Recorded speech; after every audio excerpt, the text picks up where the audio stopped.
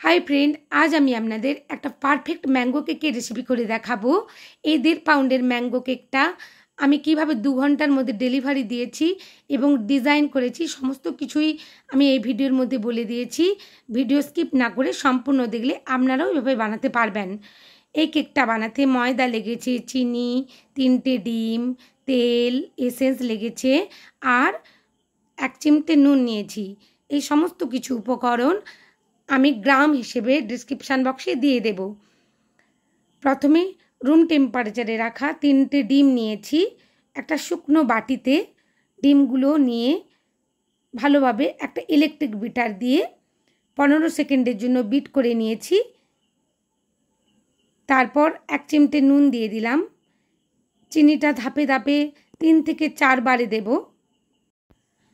চিনি কখনো একসাথে দেয়া যাবে না, 3 থেকে 4 ধাপে দিয়ে দিতে হবে। ভালোভাবে ইলেকট্রিক বিটার দিয়ে বিট করে নিতে হবে 5 মিনিটের জন্য। ডিমের সাথে চিনি ভালোভাবে মিশে একটা ফোম হয়ে যাবে। ফোমের উপর একটা দাগ টানিয়ে নেবেন। দেখবেন দাগটার সাথে সাথে যদি না মিলিয়ে যায় তাহলে ভাববেন ফোমটা রেডি হয়ে গেছে। আগে থেকে যে তেলটা রেখেছিলাম, তেল আর এসেন্স দিয়ে 4 থেকে 5 সেকেন্ডের জন্য বিট করে নিতে হবে। বেশি সময় বিট করা যাবে না, ফোমটা বসে যাওয়ার সম্ভাবনা থাকে। 4 থেকে 5 সেকেন্ড বিট করে শুকনো উপকরণগুলো 3 থেকে 4 ধাপে মেশাতে হবে। ধীরে ধীরে মেশাতে হবে একটা হ্যান্ড উইক্সের মাধ্যমে। ধীরে ধীরে হ্যান্ড উইক্স দিয়ে মিশিয়ে নিতে হবে। তাড়াহুড়ো করা যাবে না, তাড়াহুড়ো করলে ফোমটা বসে যাওয়ার সম্ভাবনা থাকে। ভিডিও দ্রুত দেখানো হচ্ছে কিন্তু আপনারা ধীরে ধীরে করে নেবেন। দেখুন খুব সুন্দরভাবে স্প্যাচুলা দিয়ে দেখে নিলাম মিশ্রণটা মিশে গেছে। একটা 7 ইঞ্চির মোল্ড রেডি করে রেখেছিলাম আগে থেকে। কেকটা 150 ডিগ্রি সেন্টিগ্রেডে 35 মিনিটের জন্য বেক করে নিয়ে চলে এসেছি। আপনাদের লেয়ার কাট করে দেখিয়ে দেব। খুব সুন্দরভাবে 3টে লেয়ারে ভাগ হয়ে যাবে।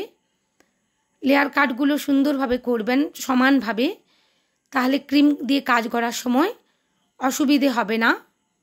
কেকটা একটু গরম ছিল কারণ 2 ঘন্টার মধ্যে আমাকে ডেলিভারি দিতে হয়েছিল। তো গরম কেক কাটলে একটু স্পঞ্জ ছেড়ে যাওয়ার সম্ভাবনা থাকে। কেকটা আমি একটু হাইট করতে চেয়েছিলাম, তাই 4টে লেয়ারে ভাগ করেছি। এটা একটা 1.5 পাউন্ডের কেক ছিল। 3টে ডিম দিয়ে 1.5 পাউন্ডের কেক বানিয়েছি। একটা কেক বোর্ড নিয়েছি। কেক বোর্ডের মধ্যে একটু ক্রিম লাগিয়ে নিতে হবে। দেখুন খুব সুন্দরভাবে বোর্ডের মাঝে স্পঞ্জ বসিয়ে দিলাম, কেকের লেয়ার বসিয়ে দিলাম। সুগার সিরাপ ভালোভাবে দিয়ে সোপ করে নিতে হবে স্পঞ্জটা। সুগার সিরাপ দিয়ে ভালোভাবে স্পঞ্জ সোপ করালে খুব নরম হয় খেতে কেক। কেকের লেয়ারে ক্রিম দিয়ে প্যালেট নাইফ দিয়ে ভালোভাবে মাখিয়ে নিয়েছি।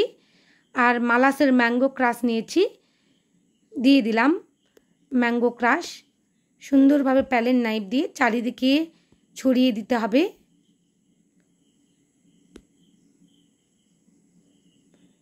দ্বিতীয় লেয়ারটাও বসিয়ে দিয়েছি। একইভাবে সুগার সিরাপ দিয়ে সোপ করে নিলাম। সুগার সিরাপটা 1 কাপ জলে 2 চামচ চিনি দিয়ে সুন্দরভাবে ফুটিয়ে নিয়েছিলাম জলটা। তারপর ঠান্ডা করে কেকের লেয়ারে সোপ করে নিচ্ছি। কেকটা 4টা লেয়ারে ভাগ করেছিলাম, তো একইভাবে প্রত্যেকটা লেয়ার করে নিয়েছি। সুন্দরভাবে ফিলিং একইভাবে দিয়েছি ম্যাঙ্গো ক্রাশ দিয়ে। এই কেকটা খুবই সুন্দর খেতে লাগে। দেখুন খুব সুন্দরভাবে প্যালেট নাইফ দিয়ে ঘুরিয়ে ঘুরিয়ে কেকের চারিদিকে ক্রিমটা ছড়িয়ে দিতে হবে। কেকটা একটু হাইট আনতে চেয়েছিলাম, তো সেজন্যই 4টা ভাগ করেছিলাম। কেকটা কাস্টমারের খুব পছন্দ হয়েছিল, ওনারা রিভিউ দিয়েছিলেন। খুব সুন্দরভাবে ছড়িয়ে দিতে হবে চারিদিকে, তাহলে খাওয়ার সময় খুব টেস্ট লাগবে। কারণ চারিদিকে ম্যাঙ্গো ক্রাশটা ছড়িয়ে দিয়েছি। সুগার সিরাপ দিয়ে ভালোভাবে সোপ করে নিলাম। একটু বেশি করেই ক্রিম দিয়েছি, একেবারে ক্রাম কোটিং করে নেব। ক্রাম কোটিং করে নিলে কেকটা ফিনিশিং করার সময় কোনো অসুবিধে হয় না। খুব সুন্দরভাবে প্যালেট নাইফ দিয়ে চারিদিকে ক্রিমটা ছড়িয়ে দিতে হবে, ধীরে ধীরে ঘুরিয়ে ঘুরিয়ে। আর একটু একটু করে ক্রিম দিয়ে চারিদিকে সুন্দরভাবে ক্রাম কোটিং করে নিতে হবে। কেক ফিনিশিং করার আগে যদি ক্রাম কোটিং করে 15 মিনিটের জন্য কেক সেট করতে রেখে দেন ফ্রিজের মধ্যে, তো কেকটা খুব সহজেই অল্প ক্রিমে খুব সুন্দরভাবে ফিনিশিং হয়ে যায়। এভাবে আপনারাও করে নেবেন। আর প্যালেট নাইফ ঘুরিয়ে ঘুরিয়ে খুব সুন্দরভাবে দেখুন ক্রাম কোটিং করে নিচ্ছি।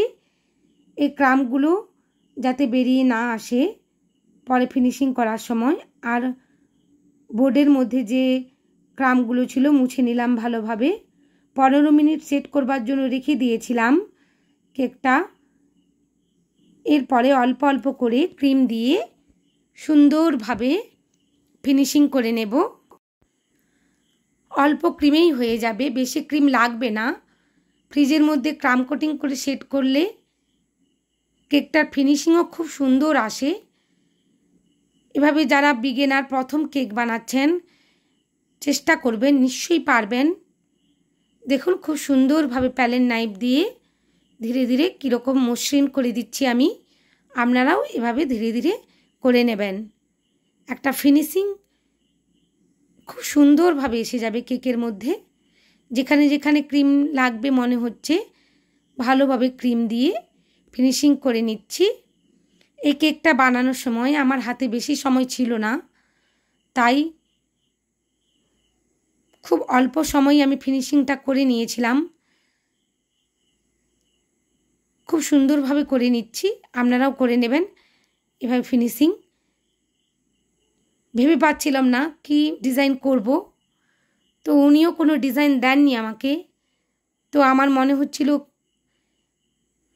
একটু ভায়োলেট কালার দিয়েই করব, সেভাবেই করে নিয়েছি। দেখুন প্যালেট নাইফটা বারবার ফিনিশিং করার সময় ক্রিমটা তুলে নিয়ে মুছে নেবেন। একটা কিচেন রুমাল রাখবেন হাতের মধ্যে, তো ভালোভাবে ক্রিমটা ফিনিশিং করে নিয়ে উপর থেকে প্যালেট নাইফটা মুছে নিয়ে আবার ভালোভাবে ফিনিশিং করবেন। ক্রিম লেগে থাকা প্যালেট নাইফ দিয়ে কখনোই ফিনিশিং করবেন না। ক্রিম লেগে থাকা প্যালেট নাইফ ব্যবহার করলে ফিনিশিং আসবে না। দেখুন একটু ভায়োলেট কালার নিয়েছিলাম, ক্রিমের সাথে মিশিয়ে নিয়ে ভালোভাবে ধারগুলোতে লাগিয়ে দিচ্ছি একটা প্যালেট নাইফ দিয়ে। একটা ভায়োলেট কালারের এফেক্ট এনেছি। আপনাদের এই কেকটা কেমন লেগেছে ডেকোরেশান প্লিজ কমেন্ট করবেন। আর পছন্দ হলে একটা লাইক করবেন প্লিজ বন্ধুরা। দেখুন কত সুন্দরভাবে একটা বেগুনি আভা এসে যাচ্ছে কেকের মধ্যে। এটাই আমার মাথায় এসেছিল সেই মুহূর্তে, তো সেই ডিজাইনটাই আমি করেছি। আর মনে হচ্ছিল এই বেগুনির চারিদিকে একটু ইয়েলো কালার দিলে ভালো লাগবে, তো একটু ইয়েলো জেল কালারও নিয়েছি। নিয়ে ক্রিমের সাথে মিশিয়ে ভালোভাবে সেটা চারিদিকে প্যালেট নাইফ দিয়ে দিয়েছি। প্যালেট নাইফ ঘুরিয়ে খুব সুন্দরভাবে মিশিয়ে দিয়েছি। খুব সুন্দর একটা লুক এসে গেছে। আর প্যালেট নাইফ দিয়ে ধীরে ধীরে একটা ডিজাইন করে নিচ্ছি। এই ডিজাইনটা খুবই সুন্দর লাগছিল, আপনারাও এভাবে করে নিতে পারবেন। N1 নোজেল নিয়েছি, N1 নোজেল দিয়ে সুন্দরভাবে একটা রোজ করে নিচ্ছি। এইভাবে N1 নোজেল দিয়ে রোজ করলে সুন্দর দেখায়। আর মাঝে মাঝে একটা মোদক নোজেল দোকানে যেটা নাম বলেছিল সেটা দিয়ে ইয়েলো কালারের ক্রিম দিয়ে খুব সুন্দরভাবে একটা ডিজাইন করে নিলাম। আমার কাছে চকলেট টপার ছিল, সেগুলো দিয়েই ডেকোরেট করে নিচ্ছি। এটা একটা ছোট্ট বাচ্চা ছেলের জন্মদিনের জন্য অর্ডারটা ছিল কেকের, তো ওরা তো চকলেট খেতে পছন্দ করে, তাই চকলেট দিয়ে ডেকোরেট করে দিলাম। আর চারিদিকটা কেমন ফাঁকা লাগছিল আমার, তাই একটু কম করে নিলাম একটা স্ক্র্যাপার দিয়ে, কম স্ক্র্যাপার দিয়ে। আর ড্রিপিং করবার ইচ্ছা হচ্ছিল, তো একটু হোয়াইট গানাশ করে নিয়েছিলাম। হোয়াইট গানাশ দিয়ে খুব সুন্দরভাবে ড্রিপিং করে নিচ্ছি। এই ড্রিপিংগুলো যখন ওই কম করা অংশটা দিয়ে পড়ে তো খুব সুন্দর দেখতে লাগে কেকটা। দেখুন খুব সুন্দরভাবে ড্রিপিংটা হয়ে যাচ্ছে আর কেকটা অসাধারণ দেখতে লাগছে। এভাবেও আপনারা বাড়িতে চেষ্টা করতে পারেন, একটা সুন্দর কেক তৈরি করতে পারবেন। আমার এই কেকটা যদি ভালো লেগে থাকে বন্ধুরা, প্লিজ আমার চ্যানেলটা সাবস্ক্রাইব করবেন আর পাশে থাকা বেল আইকনটি ক্লিক করে একটা লাইক করে দেবেন। আর কেকটা কেমন হয়েছে প্লিজ কমেন্ট করবেন। দেখুন একটু ফাঁক ফাঁক রেখে আমি ডিজাইনটা করে নিচ্ছি। সেই ফাঁকগুলোর মাঝে ইয়েলো কালার দিয়ে ডিজাইন করে নিলাম। কেকটা অসাধারণ লুক এসেছে আর খেতেও অসাধারণ হয়েছে। আপনারাও এভাবে বানাবেন।